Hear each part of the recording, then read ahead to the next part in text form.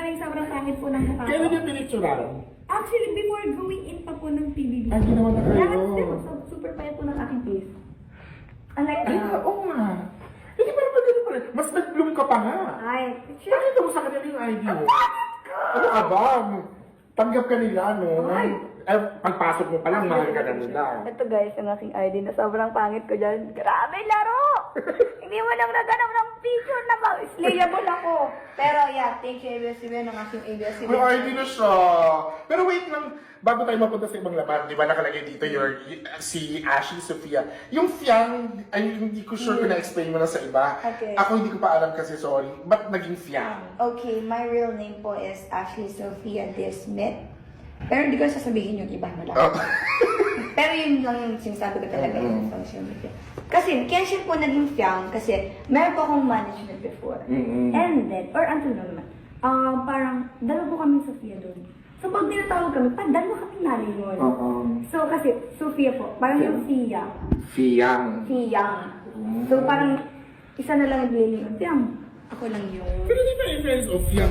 Oh, ganda. Mas pang Sofia nga eh. Kasi di ba yung Fiang, nung unang-una sa to, Fiang, nung bago pa lang. Kasi ko, baka yung Fiang kay Mela. Kasi yung Fiang parang medyo may pag-kumedyante yung isipin mo.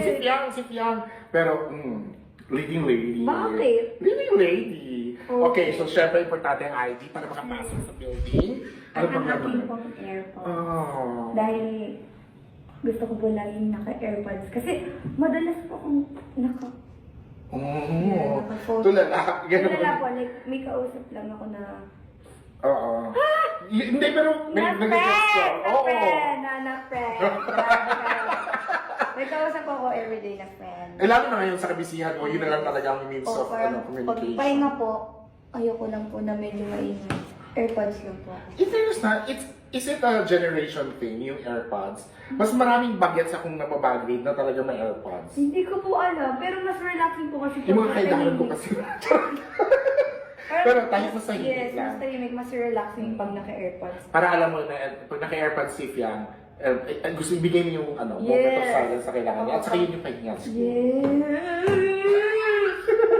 Ano bang yes? Oo. Pero hindi namin pinagpapahinga si Fiang ngayon kasi kakatapos na ng taping ng Asa yung pupuntahinga?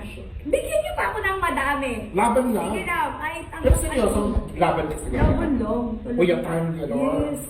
Pero naman, tulong. Kasi may editor. Bawal ng magpuyat. Oo, bawal magpuyat, di ba? Sino ba nagsabi mo pupuyat? Bawal magpuyat guys ha. Mm. Huwag kayo maniwala.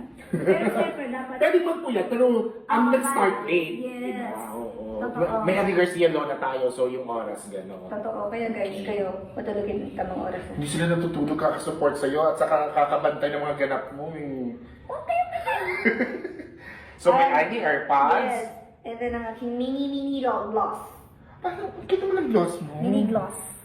Ang aking mini gloss. Ano to? May kulay ba to? Gloss lang to As talaga in, siya. colorless na gloss? Yes. Ang cute! Ang aking mini gloss. May anong brand dito? May endorsement ka na? Ang tinatawag mo, wala pa. Tandaan niyo ulit, wala pa siyang endorsement sa ngayon. Yes. Pero balikan natin to after a month or 2 months. Hindi na tayo pwede magpakita ng basta kung anong laman nito kasi baka may product na masagasaan. Yes. Claim it! Maraming ganyan.